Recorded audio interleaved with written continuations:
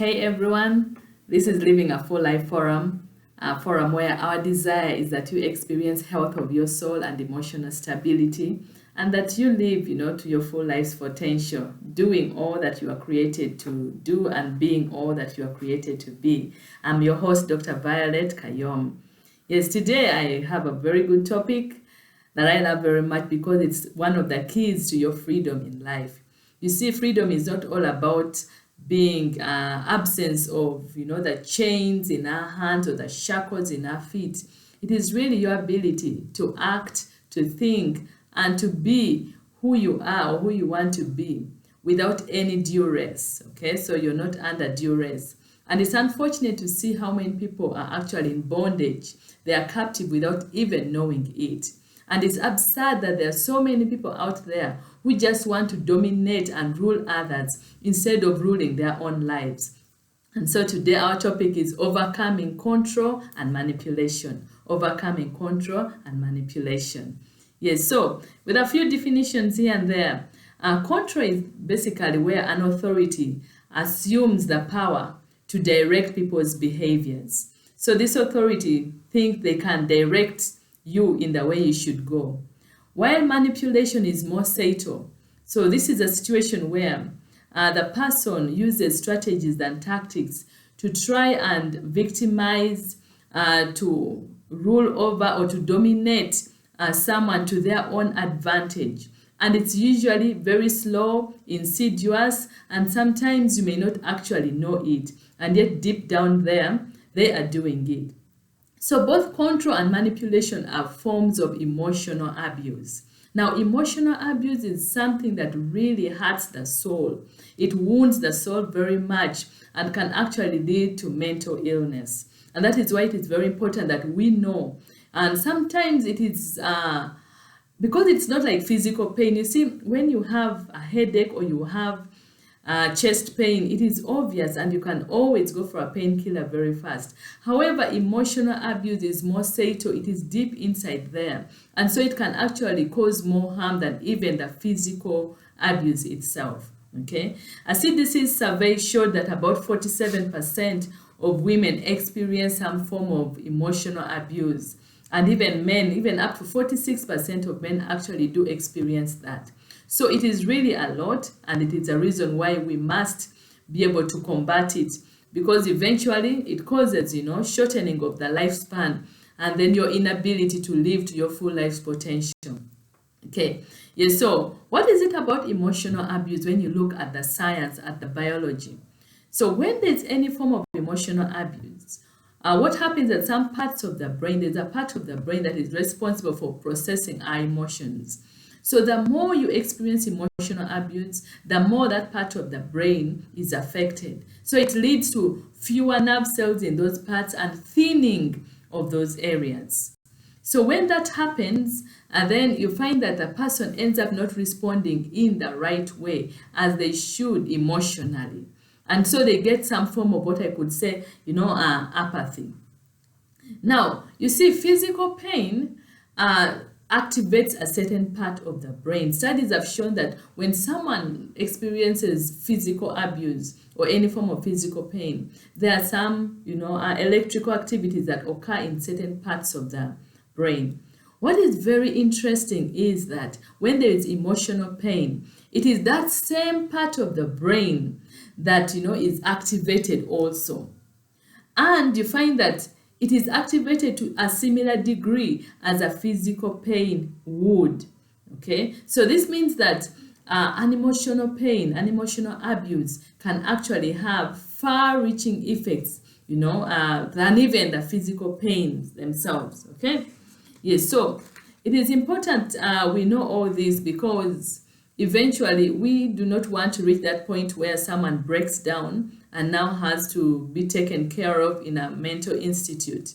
Okay, so the health of our soul is very important in protecting our emotions. It protects our mind, and our will. Okay, so I'm going to just discuss some two parts of this. The first is, what are the effects of emotional abuse? And then the other one is, how do you know that you're actually being emotionally abused through manipulation, and control.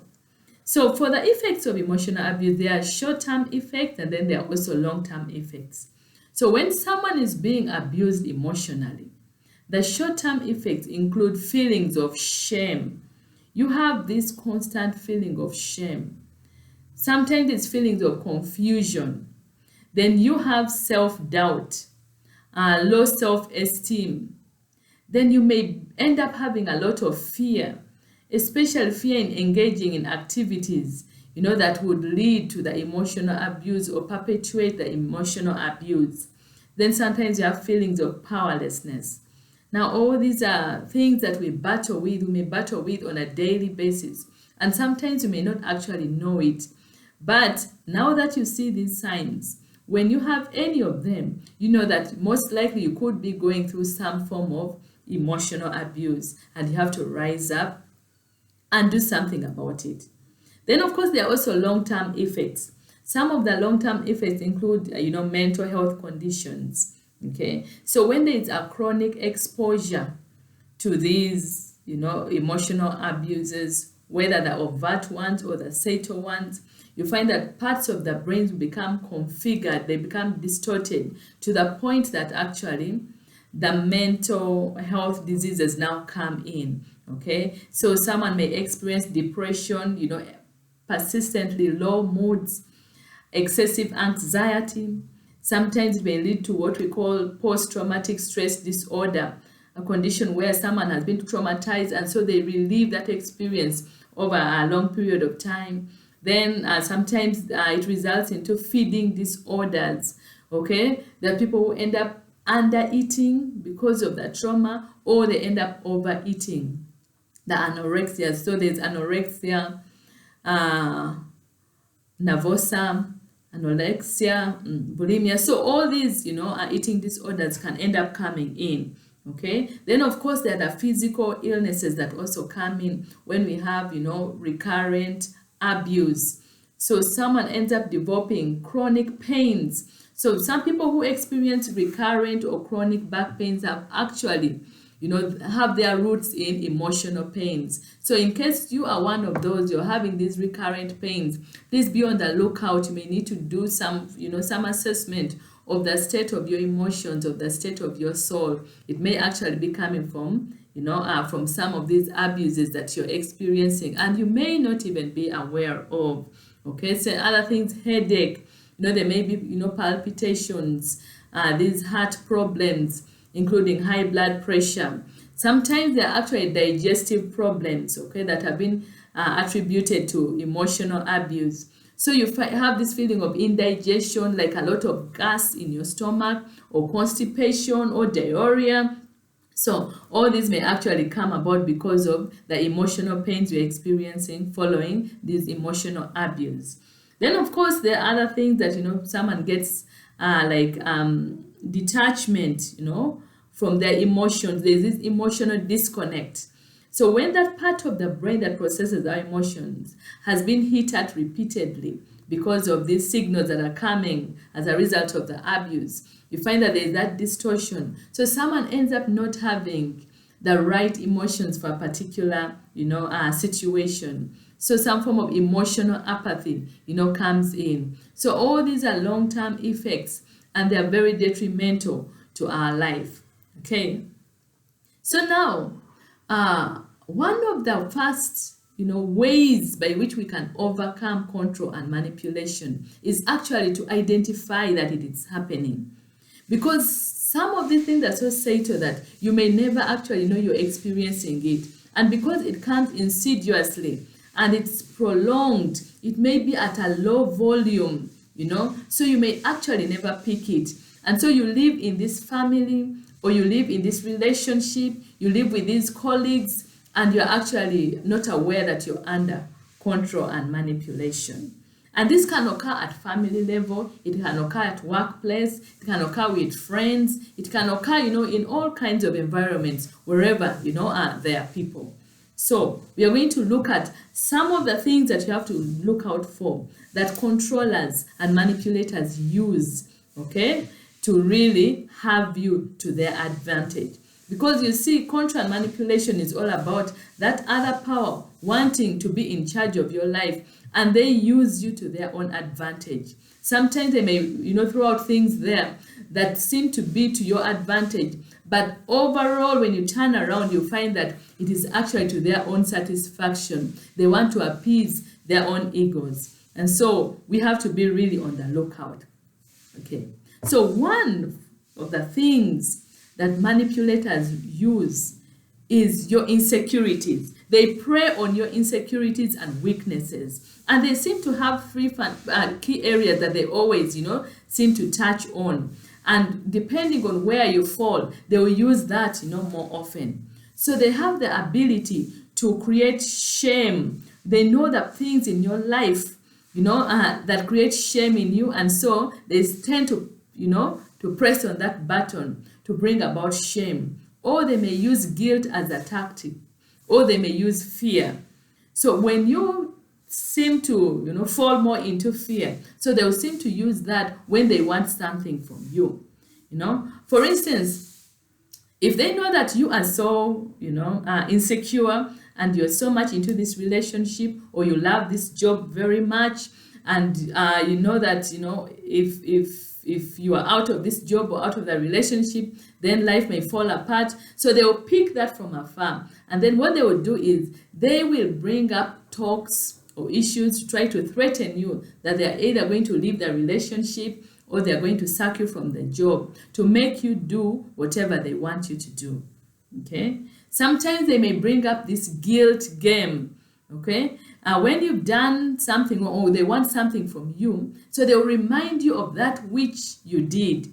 Sometimes they can even bring a whole list, of things that you did in the past. I remember how I fell so much into that trap. When you have an insecure background, sometimes you really want to close all your past and put it in a separate file and burn it up. But you see, you cannot do that with life. So there are some things you just have to learn to live with and get over them, that, that is my past and now I'm in the present and I'm much better. So there was one who would bring those times, like, when you have a disagreement, so he would bring up all the issues you've done in the past. So by the time you're done with the discussion, you're beaten up to level 0 and you cannot really put up a fight. Okay, so be on the watch out for people who seem to dig up your past repeatedly. That is a way of controlling you and manipulating you so that you can bow to whatever they want to do with you or about you. Okay, so just take note, they will know your insecurities and they usually know it very well. So you have to rise up above many of these insecurities and make sure that it's no longer a game they play on you.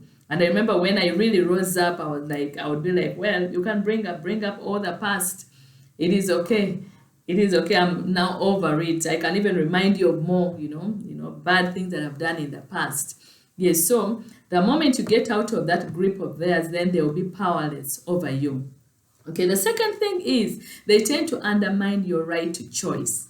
You see, in life, we all have different tastes. We all have different likes. So if someone comes in your life and they seem to want to rule, over your likes suddenly, and they try to bring this thing that their own choices are better than yours, and they try to convince you to believe that whatever you seem to be liking or whatever it is that pleases you is not actually right for you, then you know that you are in trouble. You are acting with, someone who is a manipulator. I remember a lady was sharing her experience of, when her husband was then, into so much control and manipulation. She reached a point that when they would be going for an outing, even when she really wanted to go, and sometimes actually the husband would offer to take her out. So she wouldn't have a choice of a restaurant because whatever she wanted to eat, it's like her husband did not seem to like it. And sometimes the husband would say, okay, let me take you out. And then actually he himself would be wanting to go, to a specific place. So he would talk about, how, bad that place she liked is, and all that, to the point that she just gave up on trying. And so whenever they would go out, it would be his choice. Because she said that whenever they went to her own choice, somehow he would always whine and complain about the food and about everything around. So at the end of it all, she would never enjoy that outing. So she just decided that, we will go with whatever pleases him. So someone who tries to undermine your right choice is actually a manipulator. So be on the lookout. The third thing they tend to do is to try to isolate you, by being very critical of your close friends and your family members, your relatives. Okay? You see, the whole point is that they want you to depend on them. And they are so insecure that they don't want another social support around you. They want someone on whom they can pray. Okay? So they will tend to be critical. They will speak all kinds of negative things. You may be pushed to the point of even tending to believe those points, whatever they're bringing up. You may not believe sometimes, but you may start fearing hanging out with, your close associates because you don't want to upset, the other party. So be on the watch out for those who are extremely critical.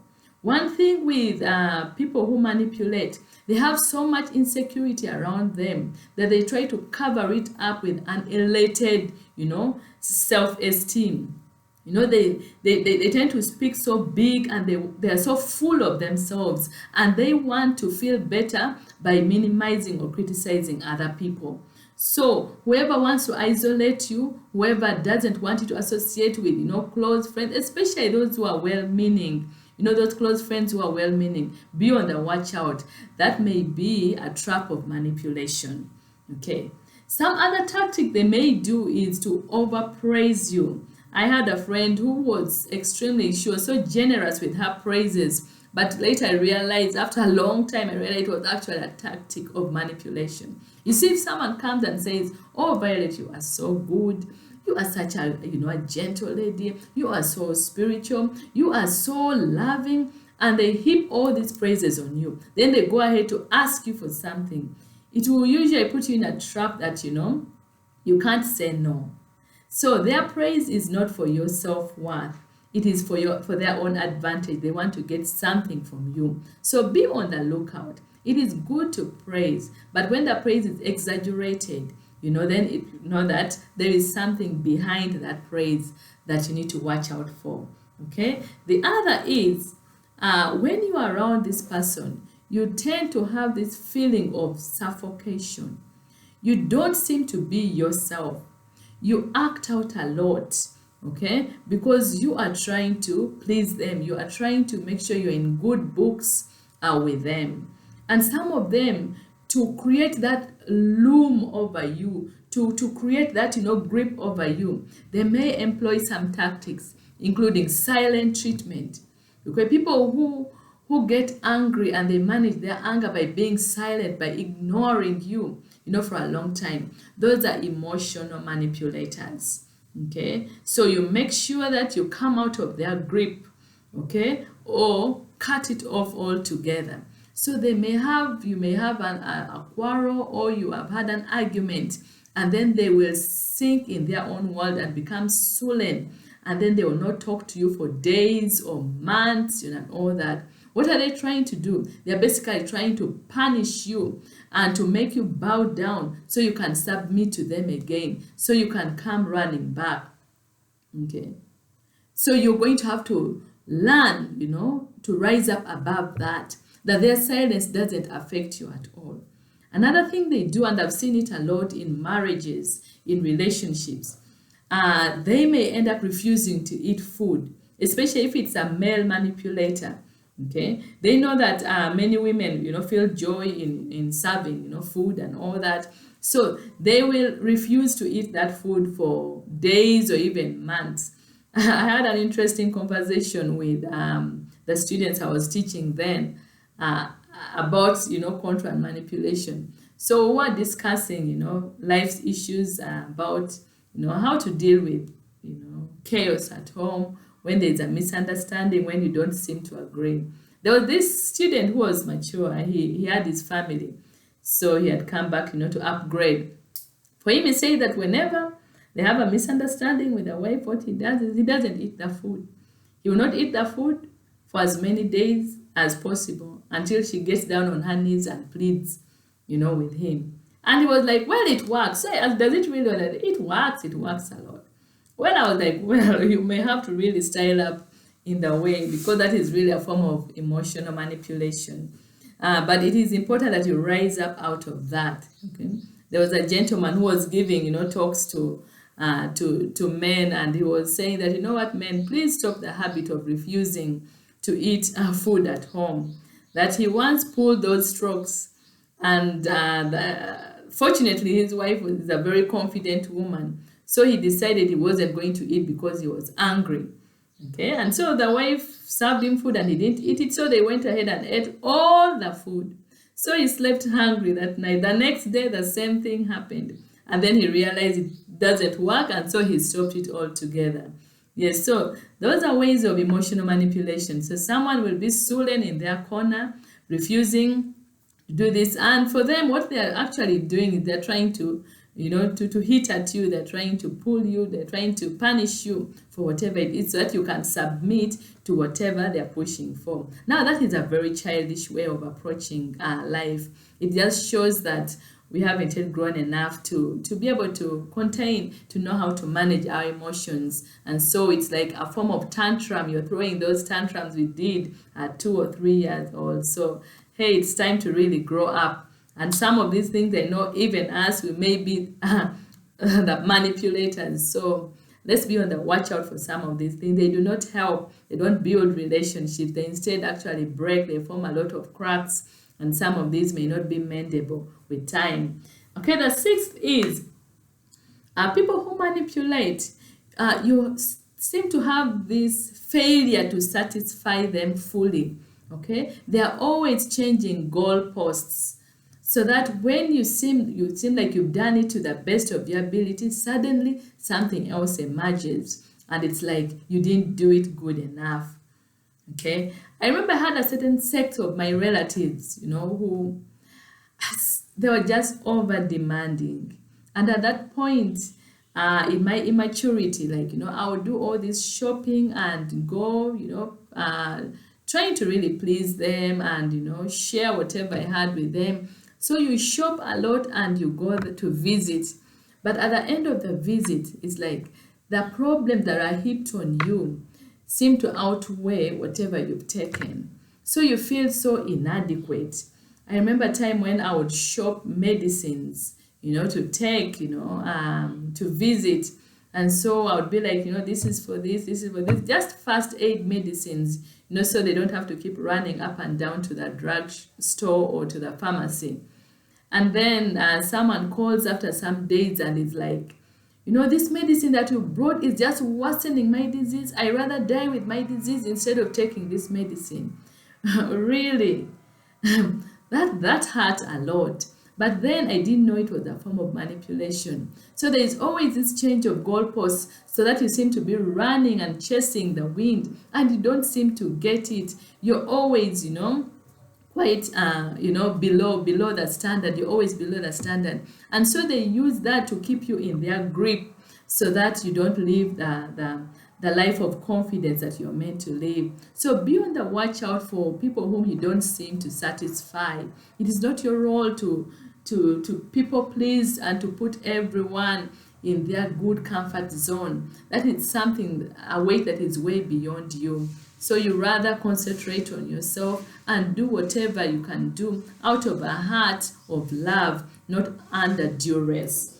Okay? And then the final that I'm going to discuss today is really gaslighting.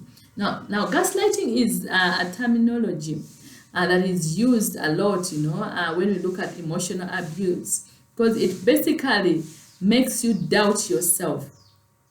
So the whole point the manipulator, does is to make you doubt your mind, your memory, sometimes even your sanity. So an example is you could have had a conversation, usually a conversation that maybe didn't end very well, and possibly you're still hurting from that conversation. So a few days later, you may bring up the matter that, oh, you said this, and then the person will go like, no, I didn't say. They will either lie or they will downreg, underrate whatever you're feeling, that this is not what I meant, or you're overreacting, you're too sensitive. So they are not mindful of, your emotions. They're not supportive of you. Instead, they are blaming you, and they're thinking, they are lying outright that you actually didn't say it. And so the moment they keep doing that repeatedly, you may actually sink into their trap and fail to trust your memory. Okay, sometimes it's even as obvious that you went to some place and the person will deny that, no, we didn't go there. Are you really in your right mind? So when they realize that they have gripped you, they will push you even further. Okay, so the whole point is that they're making you doubt yourself. And the moment you sink into self-doubt, you've lost your power. The moment you don't seem to trust your memory, you don't seem to trust, your thoughts, then you've lost your power, and they're going to overpower you because they want to rule over you. They want to be in control. Yes, so these are some of the signs, that you need to look out for when you are relating, whether at workplace, at family level, with friends, and wherever your relations are. So because sometimes they're so subtle and you may not actually know.